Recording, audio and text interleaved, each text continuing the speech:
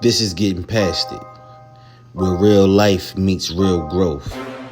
I'm JR, and in 10 minutes or less, we're tackling thoughts, habits, and truths that hold us back. Let's get past it together.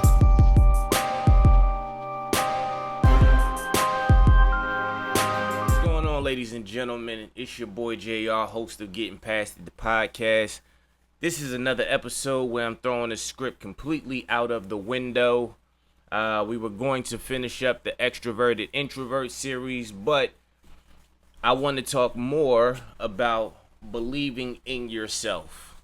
If you saw my earlier short this week, yesterday actually, I talked about Crawford versus Canelo.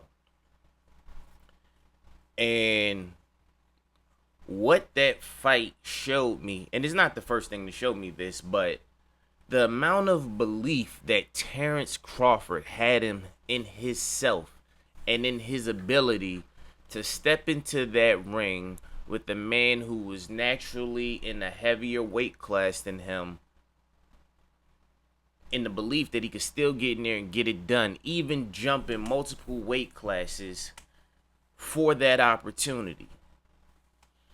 There's a lot of times that we shy away from opportunities because we're fearful.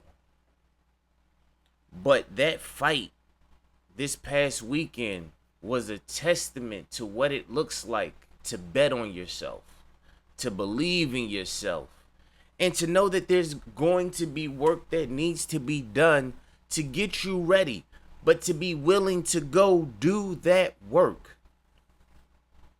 Understanding what your strengths are, what your weaknesses are, and working on those weaknesses to improve and get better.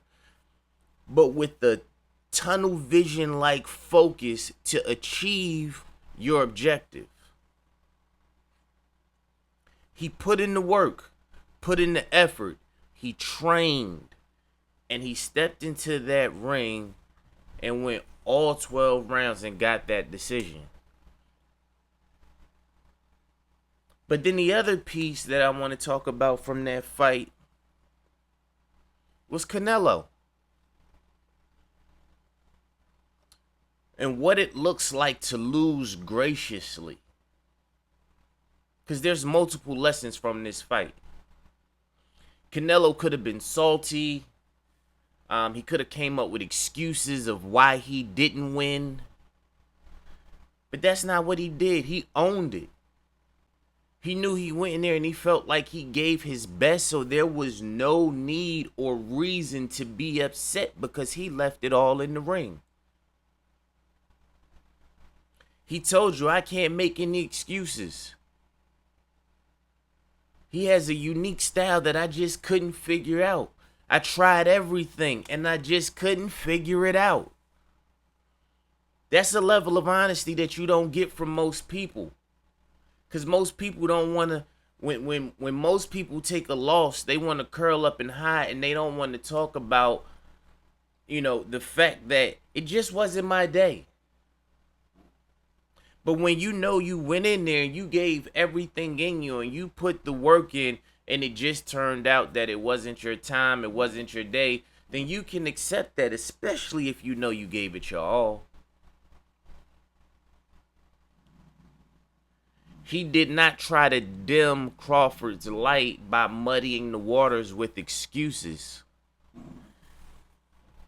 He owned his loss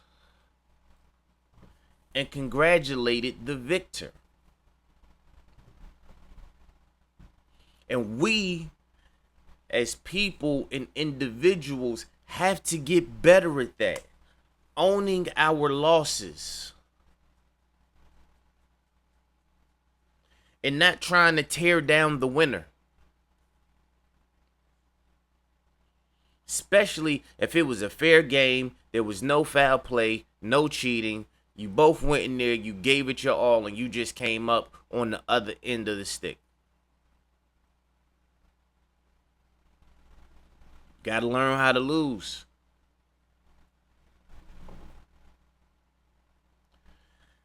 So, I mean, this was a powerful weekend, and people, yes, boxing is a gladiator sport. Sometimes you may not see the lesson in it, but they taught us two profound lessons this weekend: betting on yourself and how to lose gracefully. And then, after that clash of the Titans, how to come back together and be respectful towards one another, and then return into your corners to go on about your separate lives. Like, it doesn't need to be this thing of animosity or hostility because you took a loss or any of those things. Respect your opponent. Sometimes life is your opponent. Respect your opponent. A healthy amount of respect is always important. Because when you don't respect your opponent, that's when you get knocked out. That's when you get blindsided. That's when you get caught with something you didn't see coming because you weren't paying attention.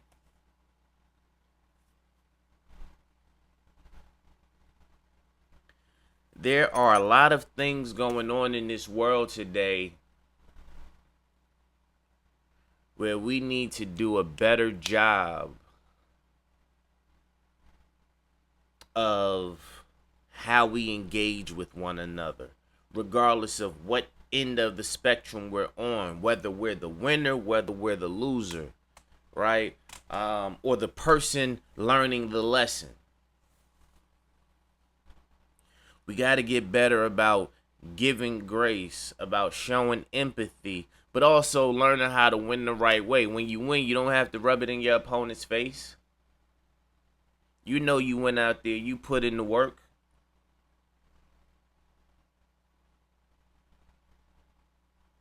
For all you parents out there, make sure you're teaching your kids how to win gracefully and how to lose gracefully. And that, yes, it's okay to be upset when you lose, but that shouldn't turn into aggression towards somebody else. That should just make you go work harder.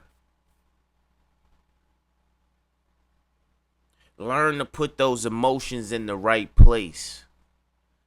As parents, make sure we're providing the right context and the right guidance so that our youth can grow up to be better people. So they can grow up and understand how to win or how to lose. When to take a deep breath, when to step away.